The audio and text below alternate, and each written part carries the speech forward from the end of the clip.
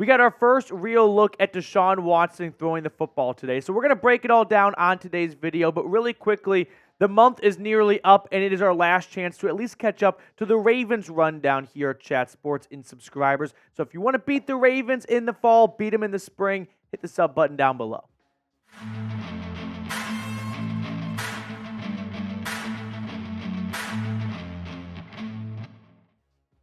For the first time in a long time, Browns fans and media got to watch Deshaun Watson really throw the football, and I'm excited about what I saw. It's just OTAs.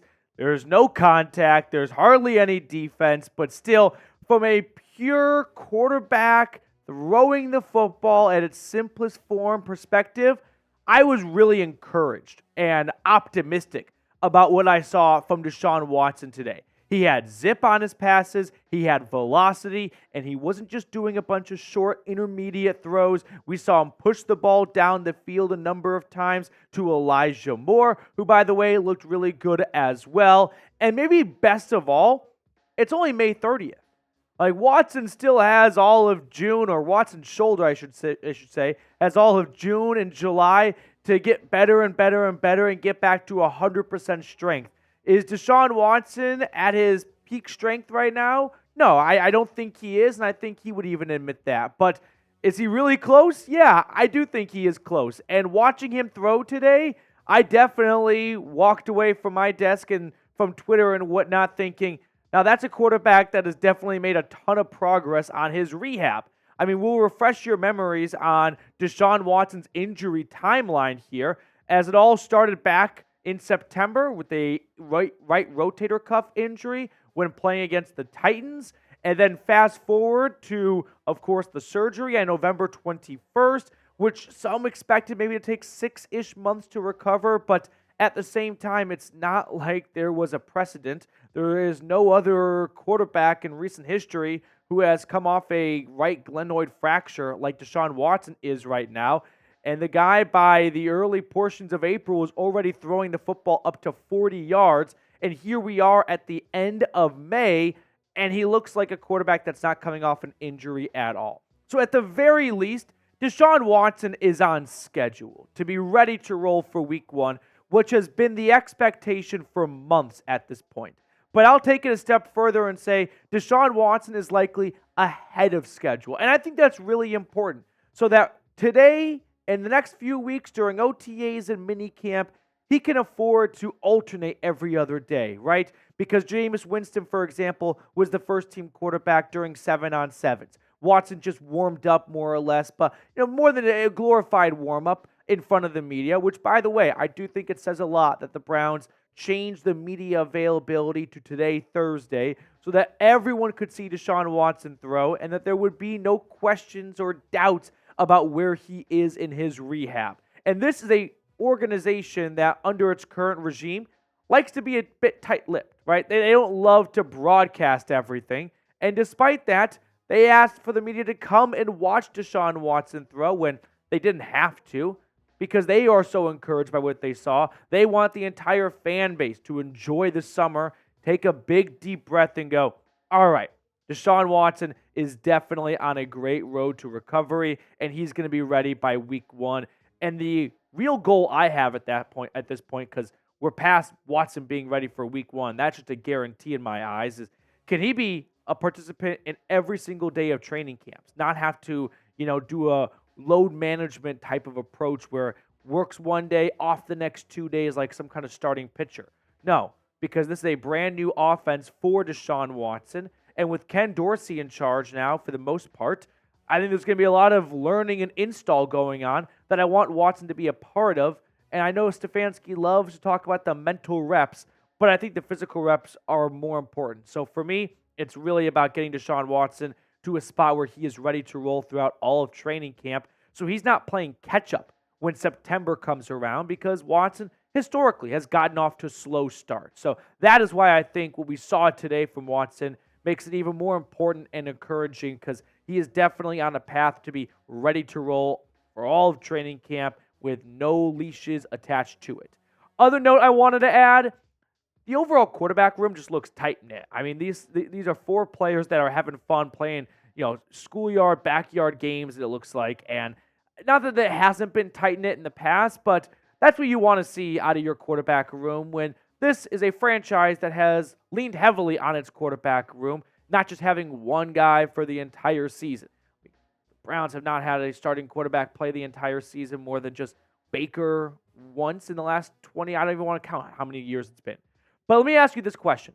How many touchdowns will Deshaun Watson throw for in 2024? Predict it down below for me in the comment section. I'm going to go with 24 touchdowns, maybe 25 if I'm feeling like it's a good day. But put me down for 24 touchdowns for Watson in 2024. Another name that jumped out to me, by the way, when watching Watson throw today was the guy on the receiving end of a lot of these balls, and that is second-year wide receiver Jedrick Tillman. Now, here's the dangerous game that we all play during OTAs, minicamp, and even into training camp and preseason. When your star players like Amari Cooper are not at OTAs and are not a part of the drills predominantly, that provides an opportunity for guys like Jedrick Tillman, Elijah Moore, Jalen Darden to make some really nice plays. And they often do, and then we kind of fall trap a little bit to, this guy's going to be awesome this year. He was killing it in training camp. And then the season rolls around, and the starters have all the snaps, and you're like, whatever happened to that dude?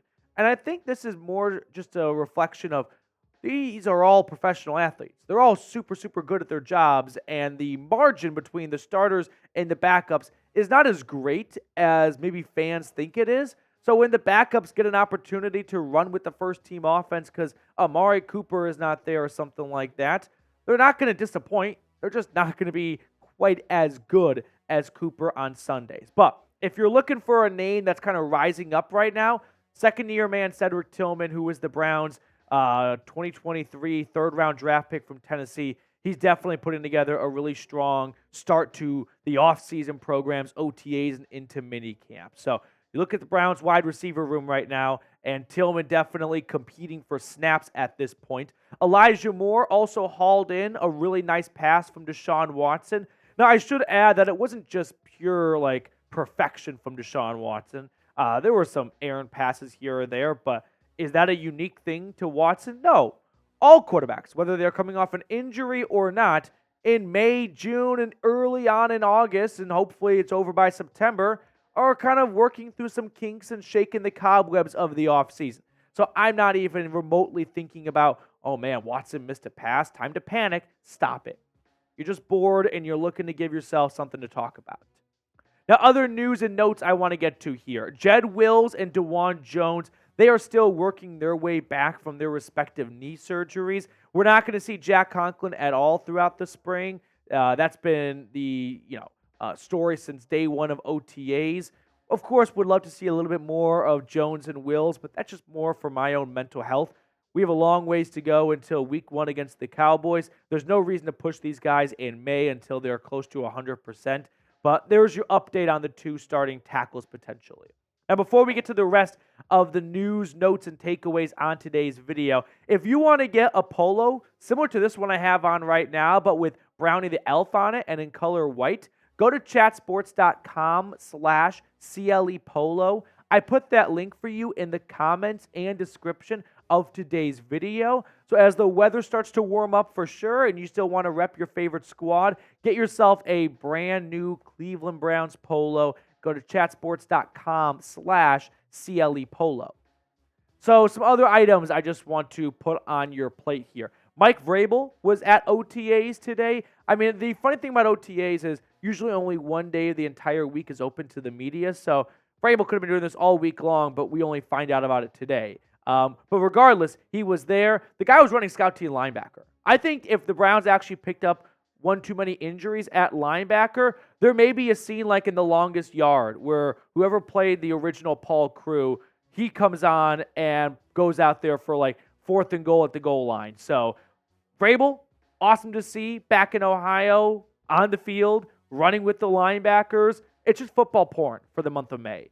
Other items I wanted to put on your radar. Daryl Ryder, who tweeted this picture out, also tweeted out some photos of the construction going on in Berea at the Browns facility as they are expanding their weight room. If you are unaware what happened back in 2020, the Browns during COVID moved their weight room inside their indoor practice facility, made it really crowded, and thus the players weren't too keen on it, and I don't blame them for it. Jimmy Haslam heard their complaints, and what do billionaires do?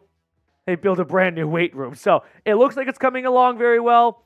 I don't work in construction, but from someone that's seen a lot of apartments being under construction near my apartment right now, this looks like it's coming along pretty well. So hopefully that is done some point around, maybe I'm being a little bit over ambitious here, but September, October, I don't know. Kind of feels like that could be done by then, give or take. But someone smarter than me, let me know where the Browns are at based on these pictures. All right, before we let you guys get back to the rest of your day, you know I love to bring the audience in to squash some office debates. And today we were talking about which team is going to have more wins, Browns or the Steelers. And you know which side I'm going to take. And I have a pretty good idea of which side you're going to take. So you know what? I know the Steelers fans are going to be out there spamming Pitt on their channel, but let's spam CLE on this channel so that everyone knows who's going to have more wins for yet another straight season. All right, let's wrap up the show by picking a card as we have the newer producer. We've got Mr. Reed Barkus. Reed, which card do you want to go with? Not quite. Try now? No, we can't hear you just yet. But you just tell it to me and I'll relay to all of them. Let's see. Ace of Spades. Ace of Spades? All right. I'm going to go with the Two of Clubs. Ready? You were close. King of Clubs. King of Clubs. All right. That will do it for us on today's show. Thank you guys so much for tuning in. If you enjoyed our content, like the video, subscribe, comment, share it as well. Billy Lingle shares every single episode of ours over on Twitter and always tags me. So, Billy, I don't thank you enough, but right now I am going to thank you and say shout out to you for being an absolute MVP of the channel.